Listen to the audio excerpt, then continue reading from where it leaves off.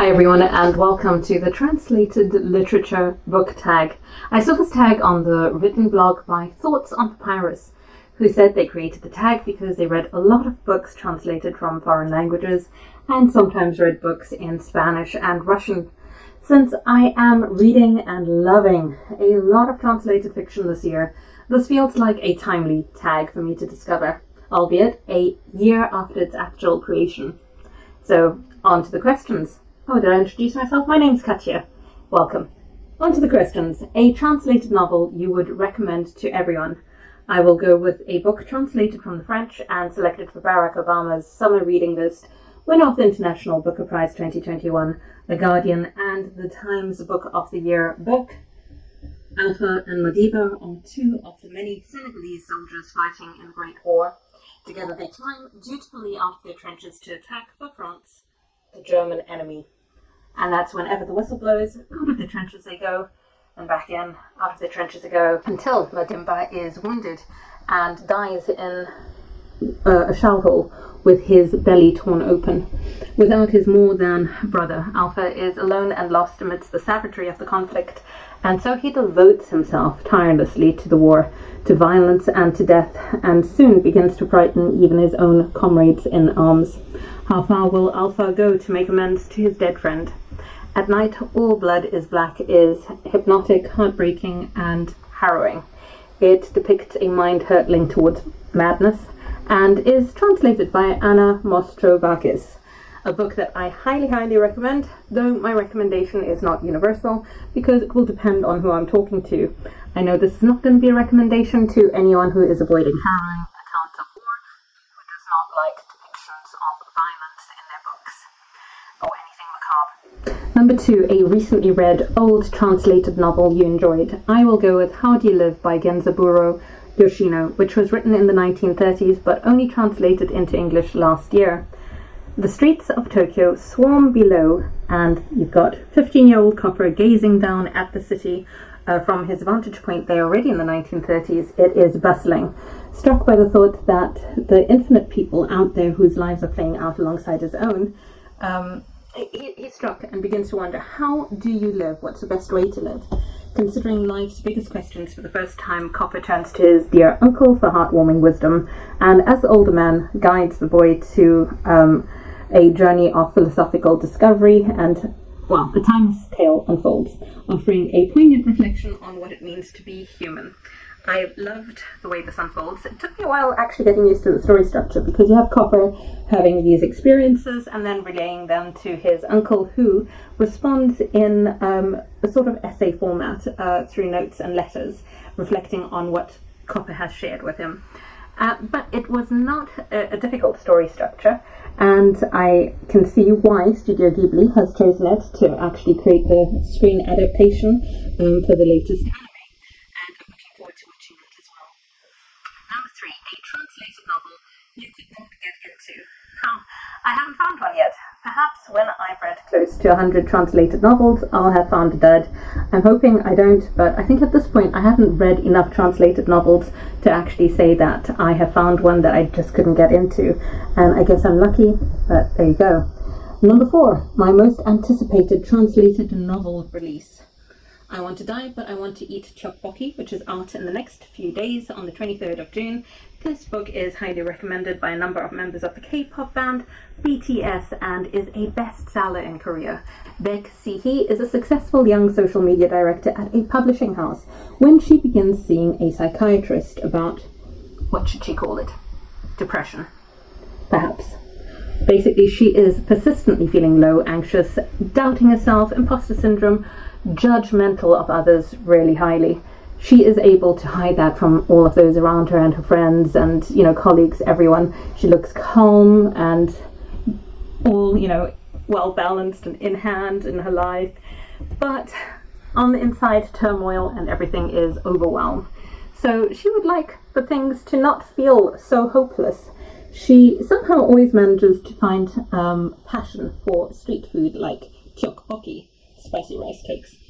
So why can't she find that passion for other things in her life? This records a 12-week period of her talking to a psychiatrist, and beginning to undo harmful behaviors that have kept her locked in a cycle of self-abuse. It is part memoir and part self-help book, and I'm very much getting into these books now. I didn't want to read a self-help book on its own, but this certainly feels like it is right up my street for this moment in time. Number 5, a foreign language author you would love to read more of. So I'm going to go for, translated from the French, a French author, Elisa Joao de Sapin, who wrote Winter in Soccer, winner of the 2021 National Award for Translated Literature. The book follows a week in the life of a biracial woman growing up in South Korea and struggling with her sense of identity and body dysmorphia, and more. Being a slice of life novel, the focus is more on the journey and not on the destination, so quite a few readers dislike the open-ended quality of this book. It's a polarizing read, and I loved it. Loved it. I loved it so much that I even did an unusual, for me, deep dive into the themes and symbolism in the book. But anyway, I love what I love. It's not the most popular book on BookTube, but it certainly ticked all the boxes for me, and I have gone on to pre-order her next book out in August. It's called The Pachenko Parlor and is translated again from the French by Anissa Abbas-Higgins, who had translated Winter in Sokcho. This time round, this book focuses on life in Japan. It is summer in Tokyo, the heat is rising, the days are slipping by, and Claire finds herself dividing her time between tutoring 12-year-old Mieko in an apartment in an abandoned hotel and lying on the floor at her grandparents', daydreaming, playing Tetris, and listening to the sounds from the street above. So when her grandparents first arrived in Tokyo fleeing the civil war in Korea, they opened Shiny, a Pachenko parlor. Shiny is still open and it draws people in with its bright flashing lights and promises of good fortune. And as Mieko and Claire gradually bond, their relationship grows and Mieko starts to want to visit the Pachenko parlor, while for Claire, she starts to have these feelings of wanting to visit Korea with her grandparents. Next up we have number 6, a translated novel which you consider to be better than the film. I'll go with City of Joy, a 1985 novel by Dominique Lepierre.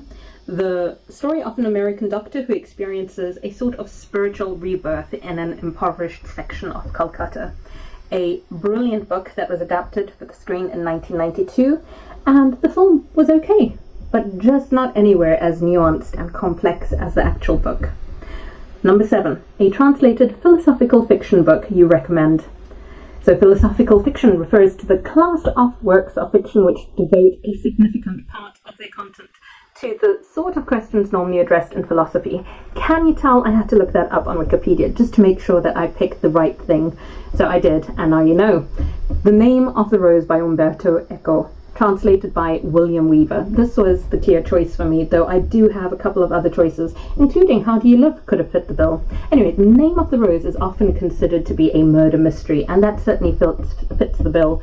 But why is it philosophical as well? So it takes place in Italy in the 14th century and follows a Benedictine novice who is accompanying Brother William of Baskerville to a Benedictine abbey to investigate alleged heresy. So that novice is called Adzo, and soon deaths start to happen and Baskerville turns into a detective, and for his tools he uses philosophy to investigate what's going on. So the narrative actually questions the meaning of truth from theological, philosophical, scholarly and historical perspectives. It is perfect for lovers of historical fiction, lovers of murder mysteries and lovers of philosophical debate. I'm going to slip in a second recommendation because why not? Han Kang's The White Book, which I took ages to read. It blends fiction, memoir and poetry to reflect on life. Our narrator is feeling the heavy weight of living life, not just for herself but for the deceased elder sister that never made it beyond infancy. So there's this overarching feeling of obligation in life. White symbolizes so many different things, and here the color is used as a way to tie in together all of the various themes of the book. I didn't find it a quick read, as I mentioned, and that is why it's not my first recommendation. I don't think it's something that people will universally love, but it's certainly thought-provoking and one that you can savor. Number 8, a translated fiction book that has been on my TBR for far too long, Silence by Shusaku Endo. and this is from the Japanese 1966 historical novel, fiction novel, award-winning, highly acclaimed. Silence tells the story of a Jesuit missionary sent to Japan in the 17th century at the time when Christians were being persecuted. It explores many themes within the context of religion, culture, and history. And there's also a film now, well, actually it's been out for a while, from Martin Scorsese, who directed it. And he is such a huge fan of the novel that he wrote the introduction for the edition that I own. So that is definitely one that's been on my list for too long. Number 9, a popular translated book you have not yet read, and that is A Grandmother Sends Her Regards and Apologizes, which I first read about via Scientist's Reading World through Hugo, and then kept hearing about afterwards. Granny has been telling fairy tales for as long as Elsa can remember. In the beginning, they were just to make her go to sleep, and then also to make her practice Granny's secret language, but also because Granny is a little bit eccentric too.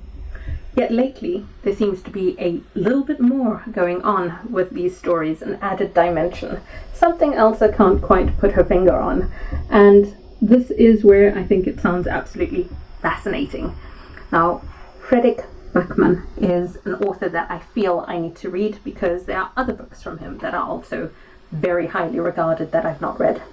Number 10, a translated fiction book that I have heard a lot about, that I would like to find more detail about, or actually read, translated from the French. I would like to read Aya, Life in the Inyop City, set in Ivory Coast in 1978, at a time when Ivory Coast was affluential and a force of stability in West Africa.